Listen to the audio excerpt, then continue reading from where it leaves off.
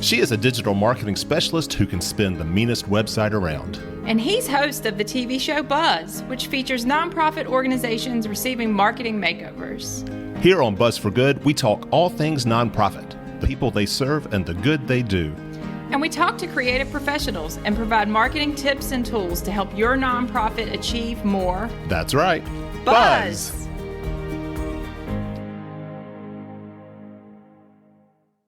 Well, greetings everybody, and welcome to Buzz for Good, where we talk all things nonprofit, the great work that they do in the communities that they serve. And on today's show, we are spanning the nonprofit world and showcasing the incredible variety of these life-giving and community-building organizations.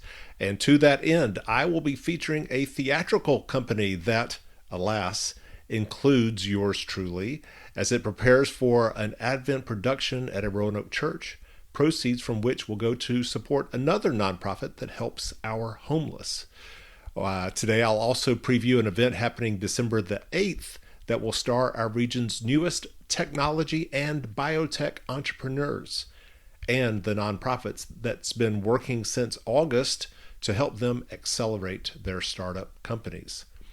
I will also provide some great tips and tools to help nonprofits and really anyone who cares about nonprofits maximize year-end contributions as we gear up for Giving Tuesday on November the 29th.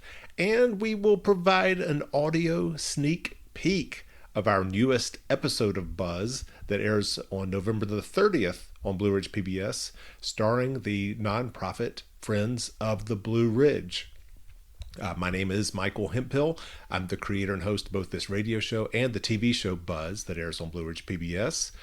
And you can stay connected with me and all that we are doing to support nonprofits throughout the region through our website, buzzforgood.com. That's buzz, B-U-Z-Z, 4 good.com, as well as our social media handles on Facebook, Instagram, LinkedIn, even TikTok, all at Buzz for Good. I want to thank our sponsors, Freedom First, where people bank for good, freedomfirst.com, as well as Partners in Financial Planning, a Southwest Virginia-based financial management firm, partnersinfinancialplanning.com, and the Roanoke Cultural Endowment, which is working to secure a long-term funding source for arts and cultural organizations throughout Roanoke, roanokeculturalendowment.org. Now, first up on today's show is the nonprofit Logos Theatricus, which is presenting the Advent production Like Winter Waiting the weekend of December 2nd, 3rd, and 4th at Our Lady of Nazareth Catholic Church. I happen to sing in the Our Lady of Nazareth Church choir, a role that I have been perfectly content doing, just being a member of the choir for this last year or so. Well, when they had auditions for this production a few months ago, I did not audition for it because, again, I am happy just being a little old choir member.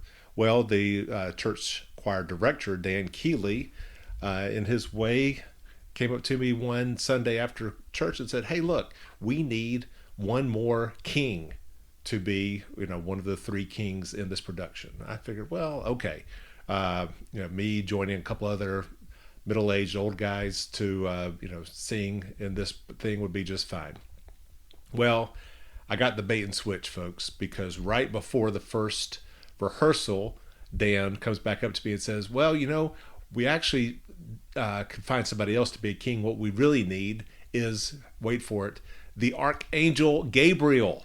Yes. He has roped me into being the Archangel Gabriel, which is not just me singing with a couple other guys one little song. It's actually me singing like two solos along with these really long monologues in the production.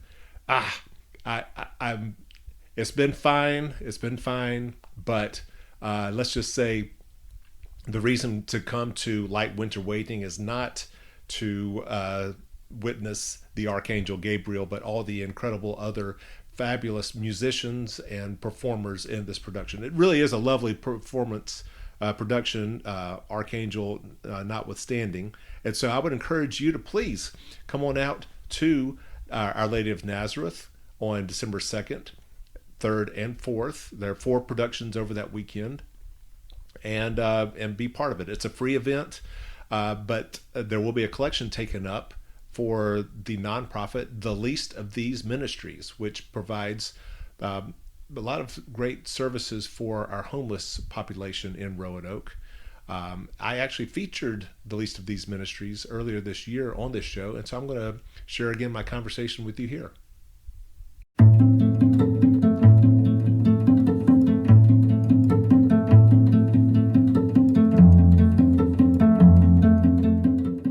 My name is Dawn Sandoval, and I'm the founder of The Least of These Ministry, which is an organization that serves people that are battling homelessness. How did the organization come about? What was your inspiration for it? In 2011, we were living in Salem, Virginia, and I just felt called to do inner city ministry. There's really not an inner city in Salem.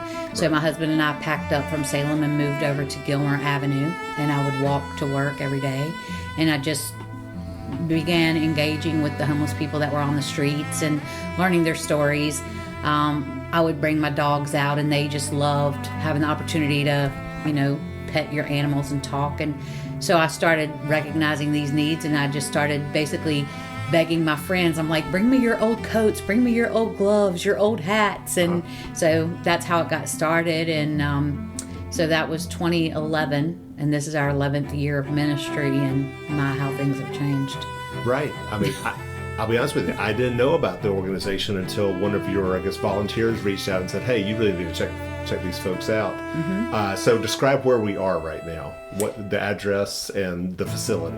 Okay. So right now, we're at our ministry building, which is located at 422 Luck Avenue in Southwest Roanoke. And this building is a supply pantry of sorts that offers showers, laundry, and lunch to people that are unsheltered.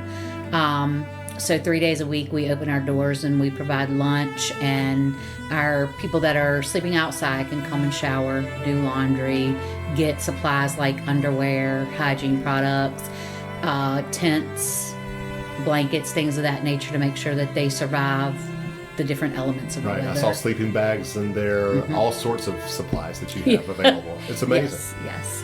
And then we have our ministry truck that is also housed here so that it can be stocked to go out on the streets 3 or 4 days a week and serve at the street level. And then we also have lockers that we've provided, which are on the outside of our building, so that unsheltered folks have somewhere to preserve their blankets, their their personal papers like birth certificates, IDs. Those things are really hard for unsheltered folks to keep up with. Yeah, right. And so, I think you described Least of These ministry as a gap ministry. Correct. For the homeless. So talk about that, how it kind of fits in with Rescue Mission and Ram House, which I think more people are knowledgeable about. Well, there are a lot of gaps in our homelessness services. And so what basically started the shower laundry portion of this building was when the pandemic began. We were being told to wash our hands 20 times a day, and then our unsheltered friends had nowhere to even use the bathroom, to take a shower, to do any of that. And so as this pandemic has continued to plague us, 3 years later, 2 years later, we realized that we needed to put something that was more permanent in place. So that was what started this model, was to provide showers and laundry for people. There's not another organization that is offering showers to people that are out on the streets and campsites and alleys and things of that nature. And so with that, during the pandemic, there was also a need for additional food because some of our day shelters were closed. Right. So we actually served on the streets 7 days a week from when the pandemic began until August of 2020. 7 days a week we were serving lunch at the street level because the day shelters were not functioning at that time. Right. And so now with this building, a lot of people forego places to grab lunch so that they can get in line for showers and laundry. So we provide them with lunch when they're here as well. How wonderful. How did you get your funding for all of this? we have been blessed to be supported by this community. Really? That the It's community, just all donations. it's all donations. Wow. We have received a few community grants. We've been blessed with that for sure. Right. But the majority of our funding comes from just people who believe in what we're doing and support us, and we're so grateful.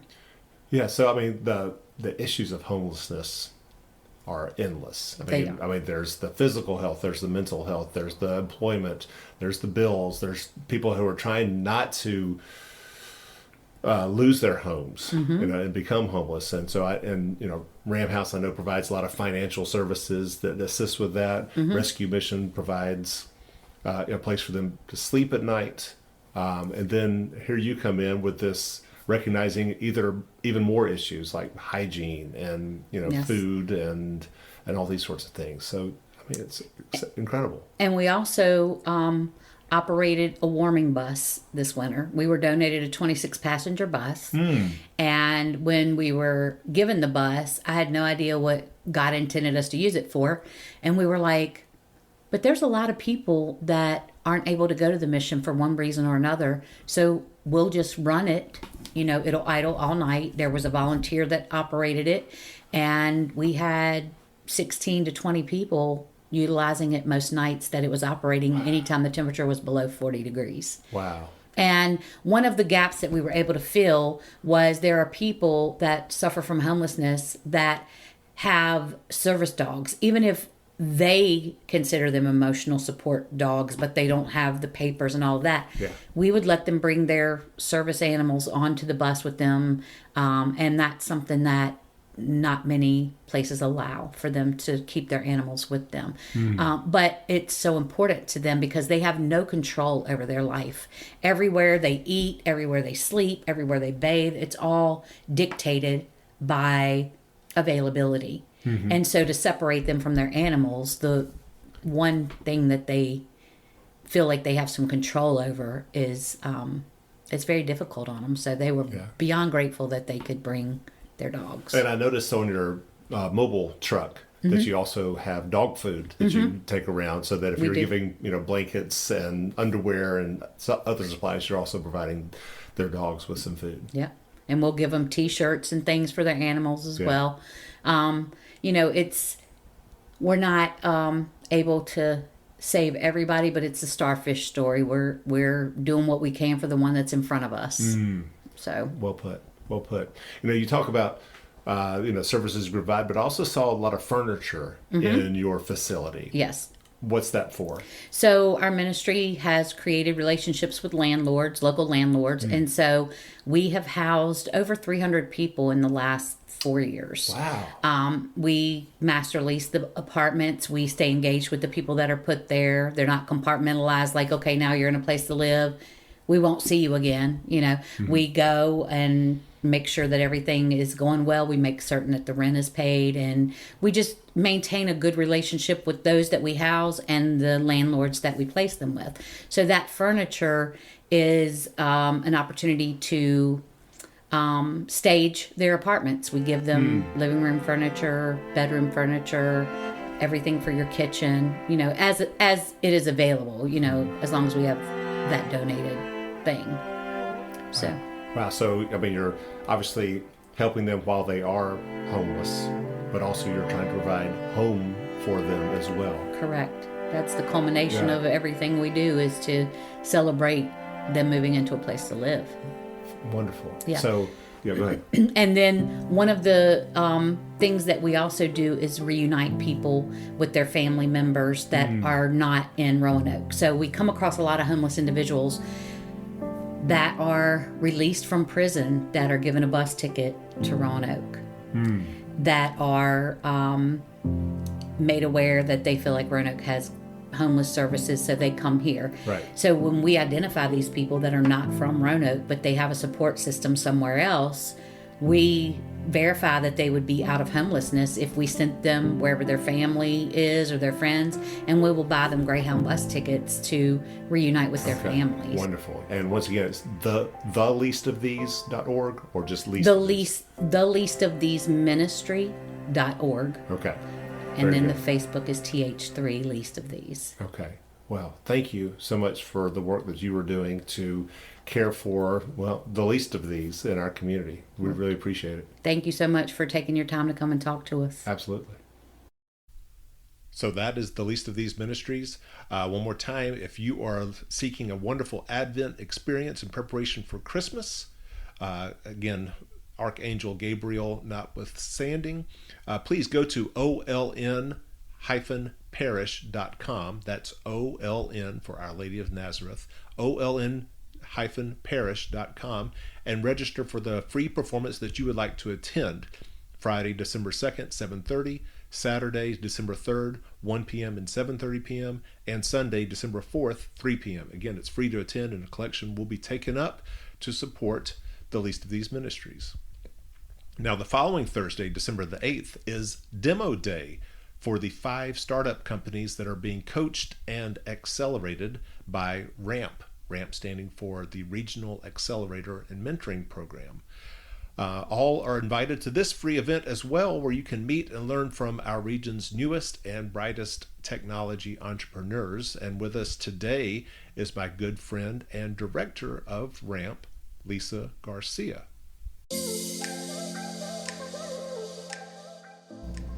Well, it is my pleasure to welcome a good friend of mine here on Buzz for Good, Lisa Garcia, who is the Vice President of Entrepreneurship for Verge, the parent organization, the partner organization of both the Roanoke-Blacksburg Technology Council and RAMP, the Regional Accelerator and Mentoring Program, for which she also serves as director. Lisa, welcome. Thank you, Michael. So, little background, I say good friend of mine because I have known Lisa for 25 plus years now. I had just moved to Virginia with my wife in summer of 1997. Was looking for a job at the Roanoke Times and was informed that the Roanoke Times New River Valley Bureau was seeking someone to come in on an interim basis because there was this hotshot reporter there who was about to go on maternity leave. And so that hotshot reporter ended up being Lisa Garcia, who at the time was about to deliver her first child, Brooke. And lo and behold, that became a full-time stay-at-home job for Lisa, which allowed me to stay full-time at the Roanoke Times. And here we are 25 years later, still friends. Absolutely. Absolutely. Still friends. Still friends, with all these kids of ours now grown and almost gone.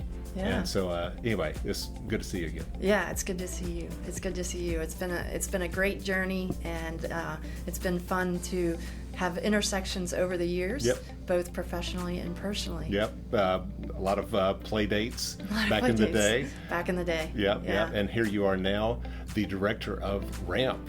Yeah.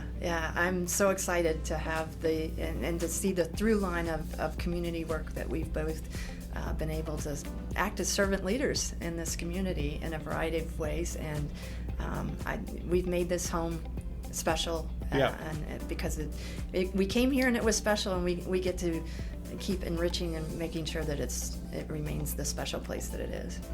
I wanted to invite you to the show because coming up on December the 8th is the culmination of one of the main programs of RAMP, which is the cohort, in which this fall cohort features 5 different startup companies, entrepreneurs, and the services that you have been providing them over the course of these 12 weeks. And on Demo Day is when they get to then present kind of their reimagined companies, the missions, visions for the community at large. Is that what happens on Demo Day? Yeah, so Demo Day, that term in general for accelerators all around the world, is a time when a startup company has gone through a business accelerator, and at the end of that formal program, they pitch their company, where it is at that point, usually to investors, to people, to an audience that perhaps might be interested in investing in their company. We will have venture capitalists and angel investors in the audience. We always do for RAMP's demo days. This is the 7th cohort to go through RAMP in the 5 years of its existence. But I like to think of Demo Day here in our region as a demonstration of all of the activity and support in the region for entrepreneurship and startups in general. You get to see all the different kinds of people in the audience.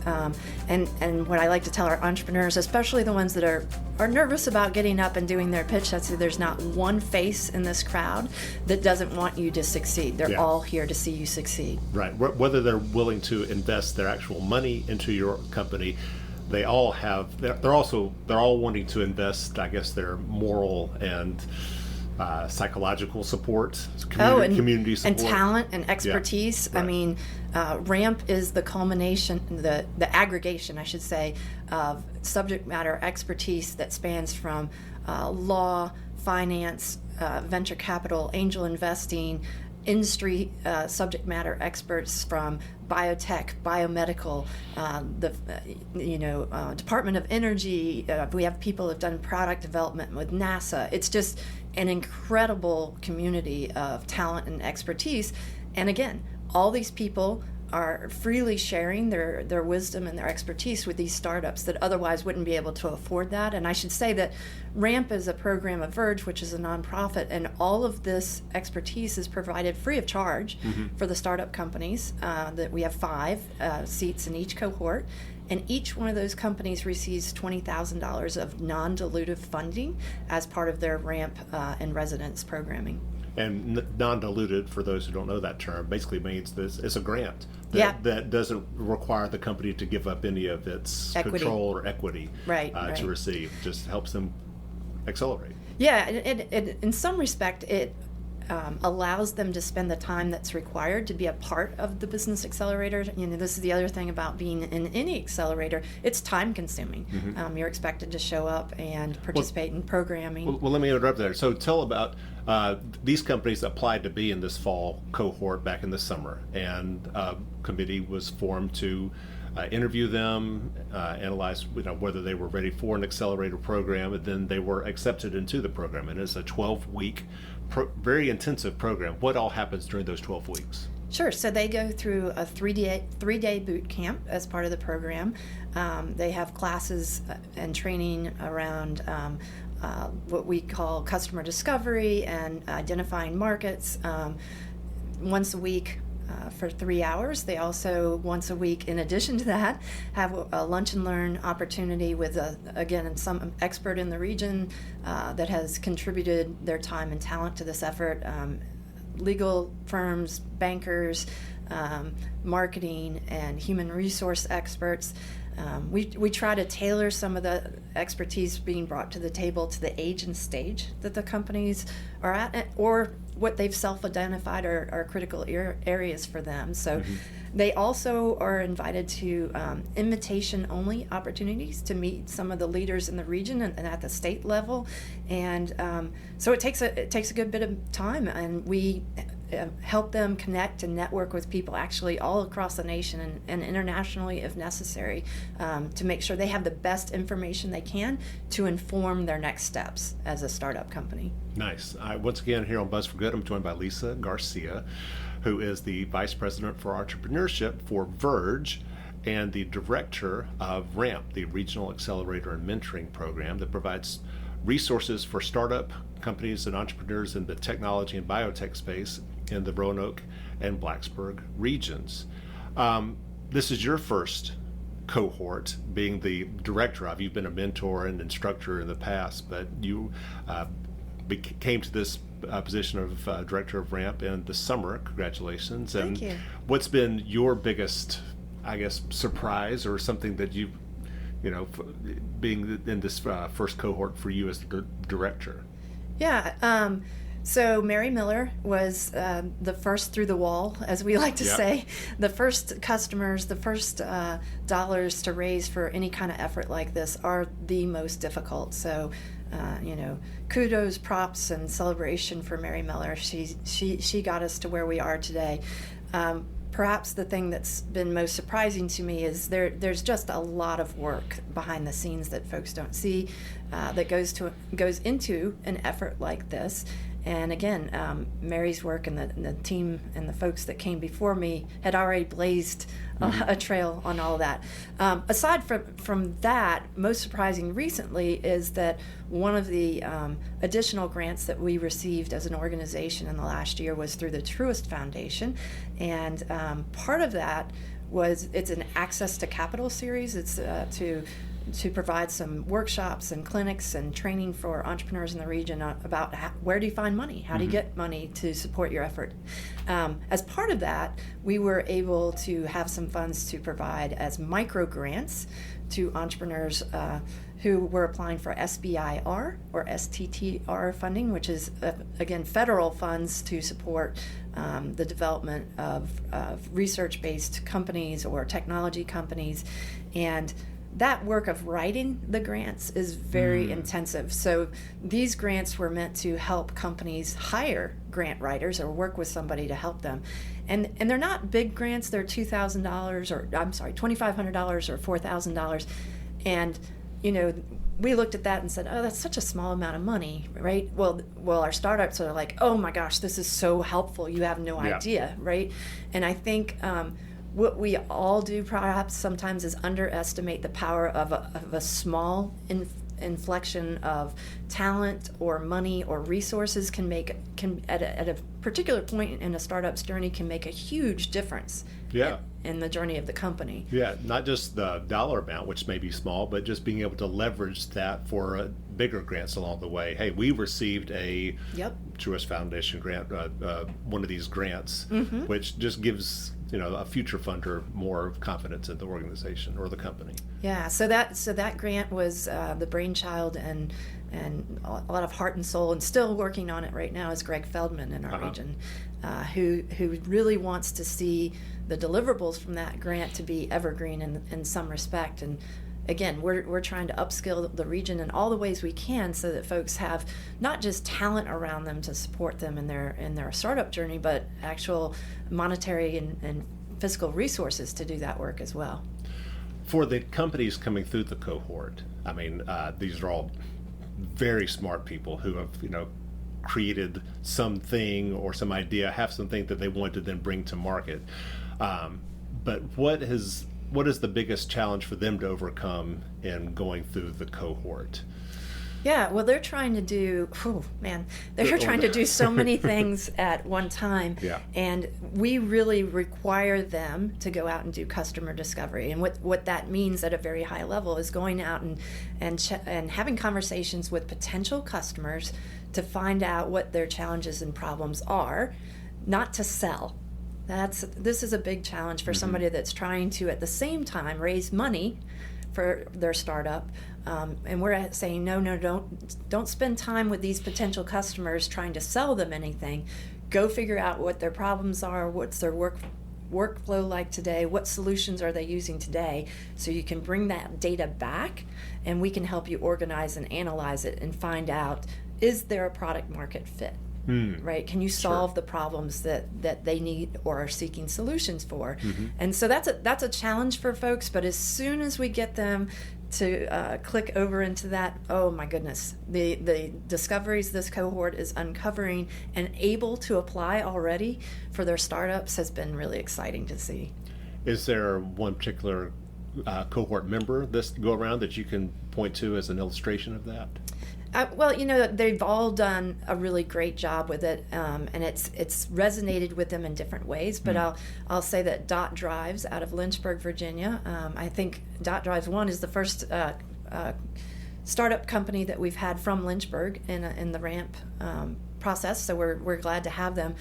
They have taken customer discovery and put it in as one of the steps of their process for their sales pipeline, which I think is fantastic. So before what is Dot Drives? Dot Drives is a startup out of Lynchburg that has created a software tool and platform for small nonprofits. They're hitting a space and a need where oftentimes small nonprofits will be the tools that are available for them far outpace what they need. And Michael, you can probably say this Sure. better than I Well, can. specifically in donor engagement. Yeah, yeah. You get a contribution that comes in from a donor, and then yes, there's the recording of it, there's the acknowledgement of it, but then there's just the continued management relationship with the donor that you want to continue with, so that donor will stay engaged and keep donating to the organization. Yeah, so Dot Drives has, their product is great for small nonprofits, and small being, $1 million or less a year, which to some of us is like, wow, $1 million, that sounds like a lot. But a lot of those nonprofits are using a spreadsheet, like an Excel spreadsheet. That's their tool. Or they've tried to, in my case, I worked for a nonprofit for years, a long time ago, and I thought Salesforce would be a great tool, but it is so complicated for a small, and so much more than a small nonprofit needs. So they've really found a problem, and they're addressing that, and they have a sales process. They found a lot of great information, a lot of future, I'm sure, customers through customer discovery. And they've added customer discovery as a initial step of their sales pipeline. Mm-hmm. So in that respect, they're talking to people first and listening first, and then figuring out how do they approach them later for a sale. Nice.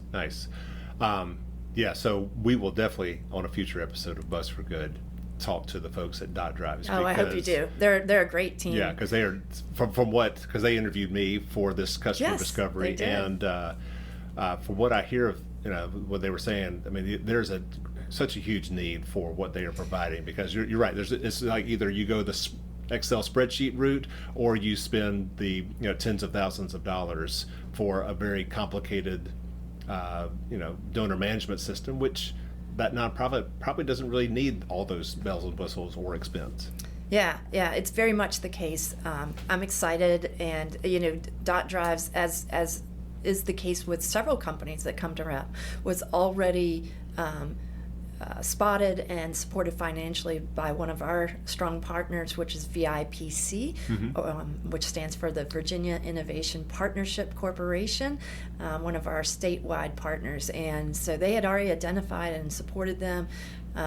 I did not share that internally with our selection committee. They were selected based on their own merits, so we're really glad that all of those things are aligning. Yeah. What are the other companies in this cohort? Just to illustrate the breadth of the technology and biotech.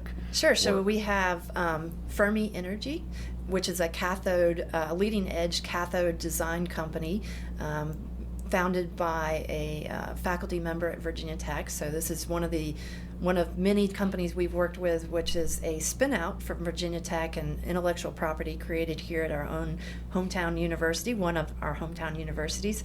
We have Kinkashi Microbes out of Floyd County that's doing some advanced work around soil health and composting. They actually, at our last event, Meet the Cohort, had 2 chemical engineers in a large company that wanted to talk to them about the work they're doing. So we're excited. We're excited for them about that.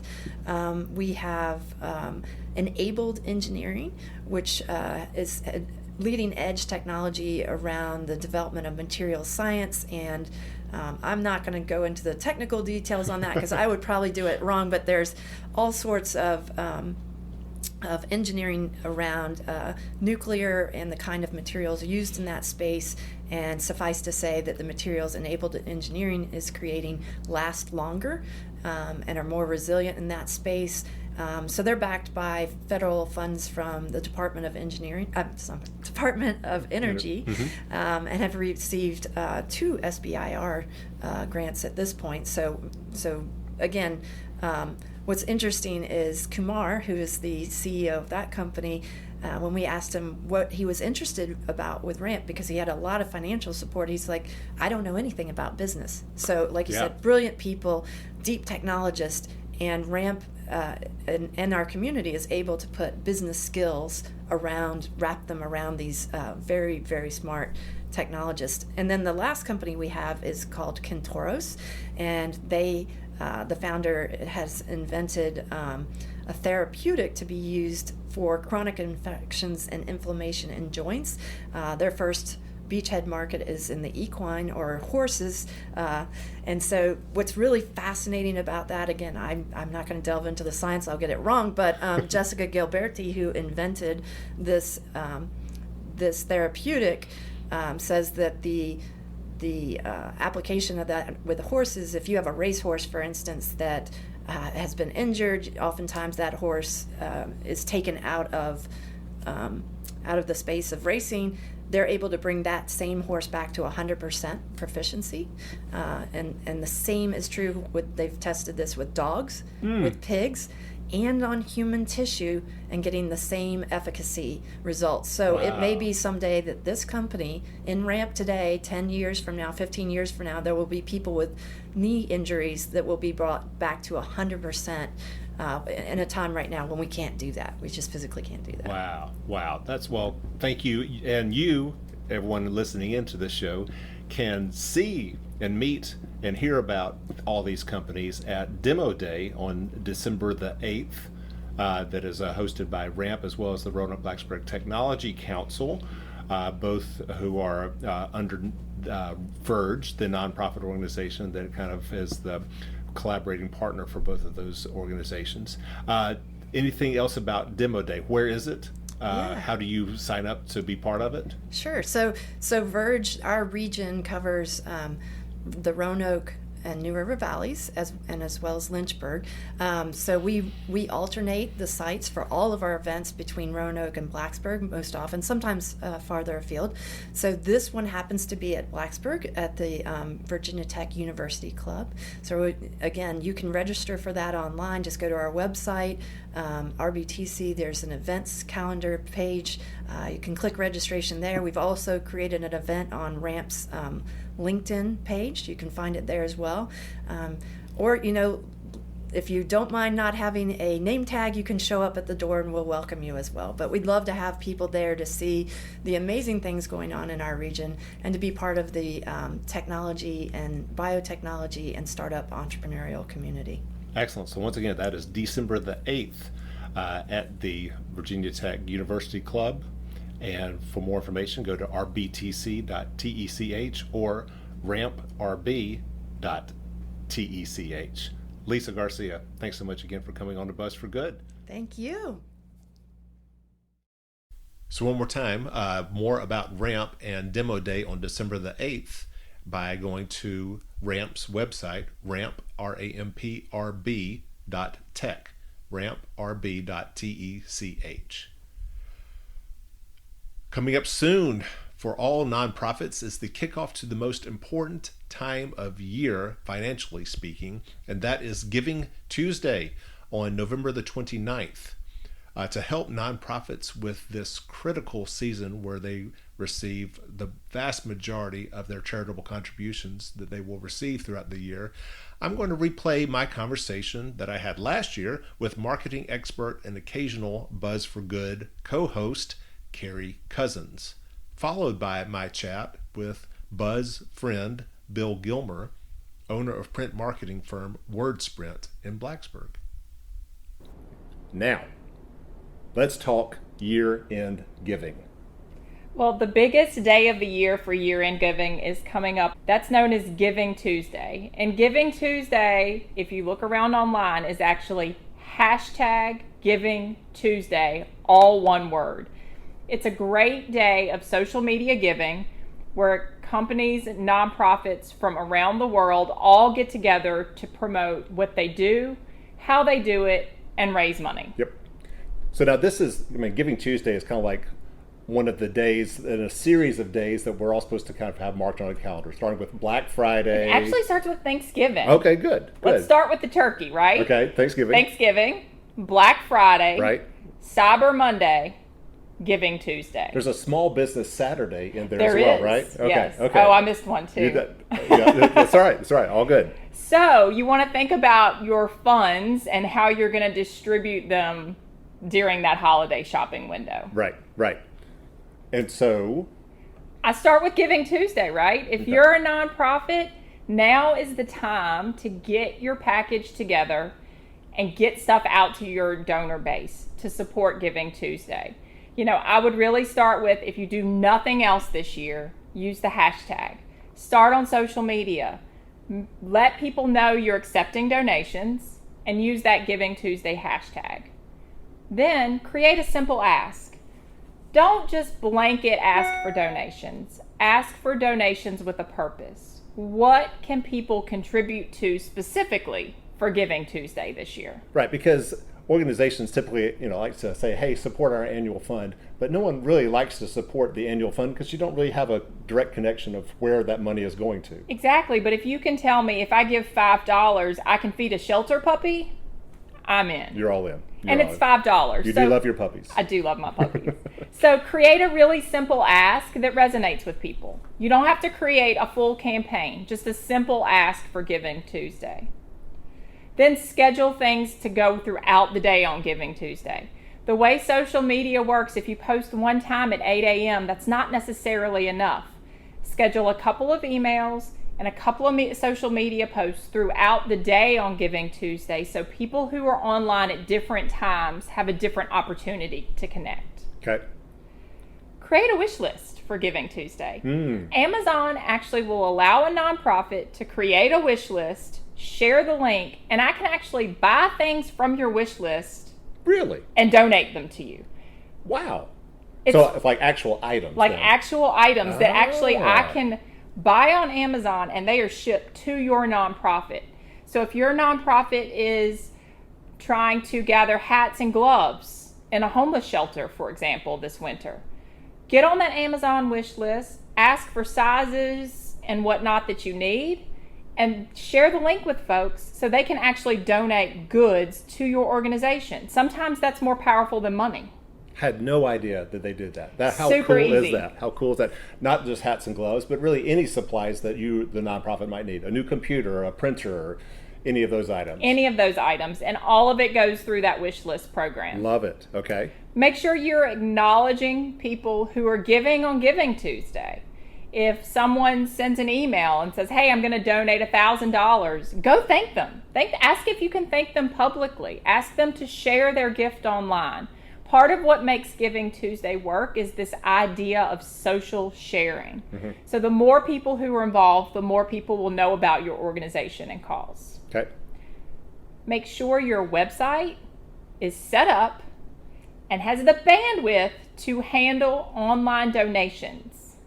If you are sending people to your website on Giving Tuesday, it needs to be functioning. Check it twice, check it 3 times, make sure it's working. Make sure the link that you post is correct. Right. And share. Love it. Okay. And then finally, ask for recurring gifts. If you can get a donor to give you $10 a month for 12 months, that's more money than one gift of $100. Yes. And it's really only 10 cups of coffee. And it's probably more long lasting because so often, here's a little tip, people forget about or just don't take the time to stop a recurring donation. It's very true. And so they'll just let it go on rather than just that one, even a $150 gift up front, probably in the long term is of less value to a nonprofit than a $10 monthly gift because it will inevitably go beyond just a year. And you don't have to re-budget as an individual for $10. Almost anybody can give $10 and not have to take it away from something else. Whereas a bigger gift, you might have to think of what I'm not getting instead. So ask for the smaller recurring gifts and allow them to do that online. Love it. Anything else for Giving Tuesday? Set a challenge. Right. Peer fundraising challenges. Maybe Michael and I are fundraising for the same group, and whichever one of us can do the most jumping jacks has to donate a certain amount of money. So challenge your friends. These kind of challenges work exceptionally well. You remember the water bucket challenge from a few years ago? Oh, yes. ALS. Started with a fundraising campaign. Yep. So no, that was ice bucket. Same thing? The ice bucket, okay, yeah. Right. Okay. Cold water, either way. Yes, right. And then finally, use your team. Set a daily goal for Giving Tuesday, and at different points during the day, have milestones and publicly do something for those milestones or recognize them. Again, if we're raising money for Buzz on Giving Tuesday, maybe every time we hit $1,000 mark, one of us has to dress up and dance around on social media, or we have to recite the alphabet backwards. Do fun challenges with your team throughout the day that'll encourage your audience to give. They will pay to make you look silly. And I've done far sillier things than that. So, but that'll be another episode. Okay. But those are my quick Yeah, tips. I love it. I love it. You know, for Giving Tuesday, really that's one day, but it's also kind of like the beginning of the philanthropy season, right? Because it is. The end of the year is key Yeah. giving time. It's when people are figuring out what they need to donate for tax purposes. It's a great opportunity for last minute corporate gifts and individual gifts. So there's no reason to slow down just because it's the last month of the year. All right, so, you know, Giving Tuesday really kicking off that philanthropy season for so many nonprofits. And, you know, for really, it's probably too late to do anything by print right now for Giving Tuesday. But for the rest of the year, there is still time. And to talk about that, I want to share with you an interview I had earlier this week with Bill Gilmer, president and owner of WordSprint in Blacksburg, their print marketing firm, who has some really great ideas and strategies for how you as a nonprofit can still maximize the most of this year in giving through print marketing. All right, Bill Gilmer, owner and president of WordSprint. How are you doing today?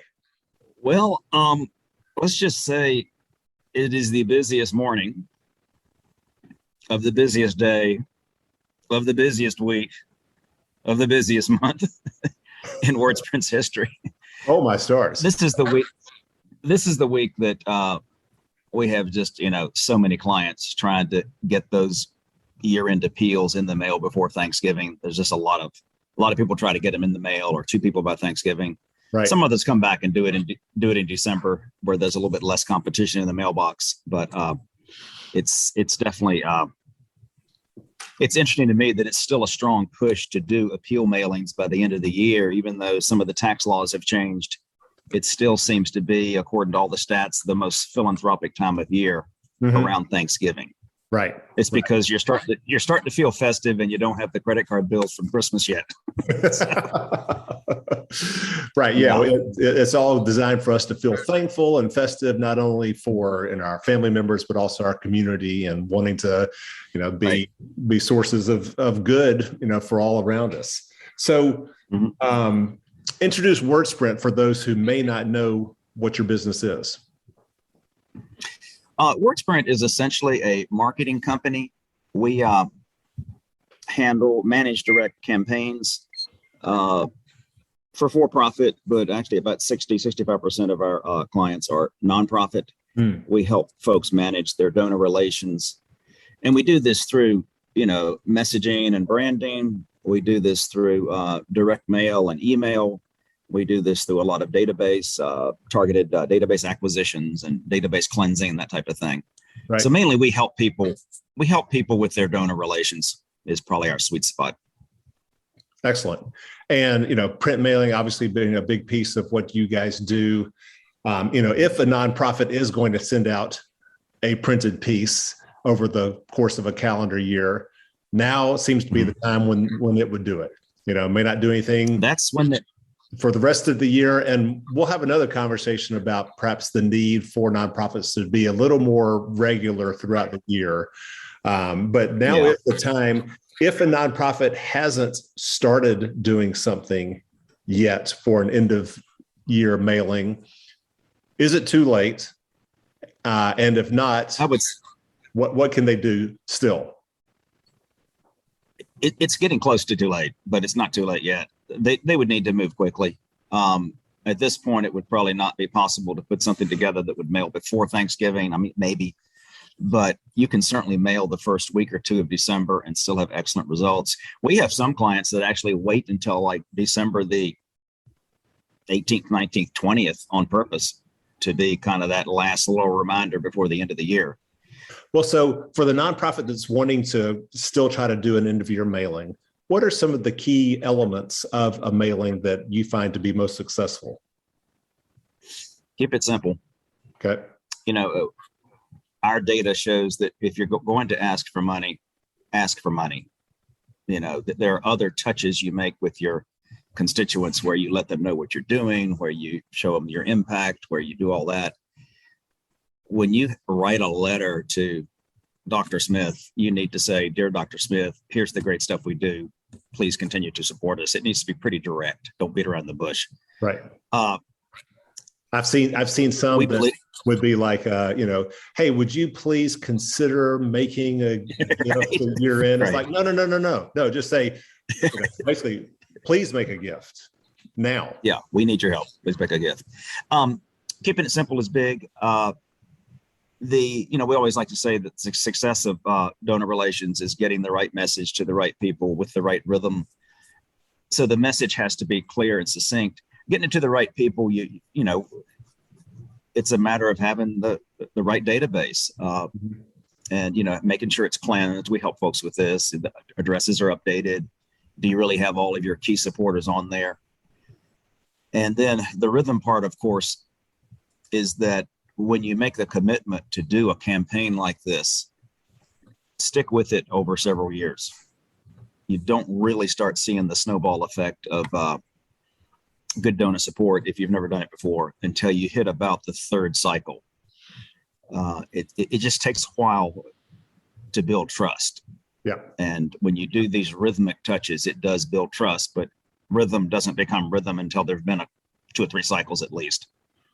You're saying a simple message, obviously a remittance card or envelope inside the mailing. Yes. Yes. What else? Yes. And, a few other things. We keep records on this, and there are national organizations that do this too, that track statistics. Just some little tidbits. The more personal, the better. If the personalization is accurate, it's better to say "Dear Michael" than "Dear Supporter." If Michael is indeed your first name, you have to be accurate on the personalization. A slightly larger envelope gets a higher open rate than a number 10 envelope does. Okay. So it's like a 6x9 will, mail at the same rate, and it gets a higher open rate. Those are kind of just some of the tricks of the trade, but it comes down to the basics are the right message to the right people with an established rhythm. Don't use direct mail by itself, just like don't use email by itself. Don't use social media by itself. You really need to have a coordinated messaging out there where there are email messages that have the same look, feel as a direct mail piece, as the social media post. Again, that consistency builds trust, and it makes it a lot easier for a donor to, give you money if they are seeing the same message on a few different platforms. Now, you don't have to go crazy on this. We're thinking 2 or 3, a direct mail piece, an email follow-up, and some social media. We call it multi-channel marketing, but it should be tightly coordinated. And this, talk about what works, that is what works the most, is the fact that it's multi-channel.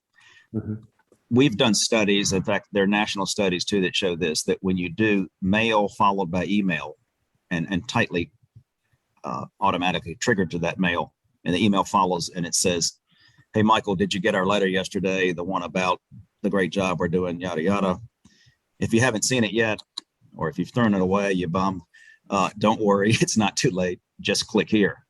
That type of coordinated mail email has the best results. Excellent. Well, Bill, I hope you survived the most difficult day of the most difficult week of the most difficult month, the most difficult year. Thanks for all the work and support that WordSprint provides nonprofits in our region. And I wish you a happy holiday season. All right. Good luck to all the nonprofits starting Giving Tuesday through the end of the year, seeking the donations they need to continue fulfilling their vital missions throughout Southwest Virginia. Lastly, all are invited to our next Buzz Watch Party on Wednesday, November the 30th at Parkway Brewery in Salem, where we'll gather for the Blue Ridge PBS airing of our newest Buzz episode featuring the nonprofit Friends of the Blue Ridge. To give you a sneak peek of this episode, here are a few audio clips of our show. I have been fortunate to see some beautiful parts of our country and world, but none more so than these Blue Ridge Mountains we call home. In 1988, a nonprofit was founded to help preserve the natural beauty of this region and the iconic road that runs through it, the famed Blue Ridge Parkway. But in 2021, this nonprofit was forced to pivot when the National Park Service discontinued its relationship with the organization and no longer allowed its hundreds of volunteers and members to work on the parkway. How that organization has redefined itself since then, while also preparing for its first ever fundraising event, is the story of today's episode of Buzz. I'm Julie Whalen, Executive Director of Friends of the Blue Ridge. Friends was organized in 1988 as an official park partner with the National Park Service to support the Blue Ridge Parkway. Our volunteers and members help support park staff in maintaining the parkway up until the end of 2019 when our park agreement expired. So starting in 2020, we reshifted our focus and kept our skill set for what we were doing on the parkway and shifted it to Blue Ridge communities where our volunteers live, work, and play. Until you come here, you don't realize what a unique experience the Blue Ridge region is. So I joined staff just shy of 5 years ago, so it was December of 2017. Between that starting point and where we are today, and we've seen a pandemic, we've seen the expiration of our park agreement, we've seen a lot. And it has been one of the greatest joys of my life is to have worked with these volunteers while we really found our way through it all and really landed on solid ground. Some of the Friends volunteers are they're just beautiful people. And to be able to connect with them and support them and help them do what they want to do in their Blue Ridge communities is, it makes it fun to come to work. We now have 8 chapters in Blue Ridge communities with over 700 volunteers and 1,500 members. So for almost a decade, we have had a Virginia specialty license plate that has become one of our major revenue streams. And what that allows us to do is support our programs and operations here in Virginia. So prior to our shift in focus, that money would support the parkway and would primarily fund the restoration team, a specialized arborist team that would come in to clear vistas and overlooks. Moving forward, starting in 2020, we reinvested that money into Blue Ridge communities, looking for opportunities to build playgrounds, develop trails, host concerts, an assortment of all kinds of things. In 2020, we were in the midst of a COVID lockdown and we were looking for a way to engage volunteers and members virtually. In doing so, we partnered with the Junior Appalachian musicians and produced an hour-long PBS special to showcase upcoming young musicians who are really inspired by the musical tradition of the Blue Ridge region and hope to carry it on. One of the Friends' pillars is youth outdoors. So we're looking for ways to engage, whether it's youth hikes, student groups visiting the greater Blue Ridge region from outside of this area. So we host groups from Boston University, University of Notre Dame, NC State, University of North Carolina. So they come either for a long weekend or a full week, and they're looking for ways to do community service, but also learn about the unique cultural heritage of this region. We haven't done a major fundraising event since the fall of 2019. So this year will be our first ever Blue Ridge Jamboree, where we are hosting a music concert, a large one, that will benefit our organization so we can keep doing more of what our chapters are doing in their local communities. Planning a fundraising event of this magnitude is beyond what we're capable of doing internally. Partnering with Buzz for Good is going to help us pull off an event that we wouldn't be able to do otherwise. Again, please join us Wednesday, November the 30th at Parkway Brewery for our watch party, where we'll be seeing for the first time on Blue Ridge PBS our newest Buzz starring Friends of the Blue Ridge. It is free. Just go to buzzforgood.com. under events and register if you would, please. That's going to do it for today's show. Please continue to stay connected with us throughout the week through our website, buzzforgood.com, as well as our social media channels, Facebook, Instagram, LinkedIn, and TikTok, all at Buzz for Good.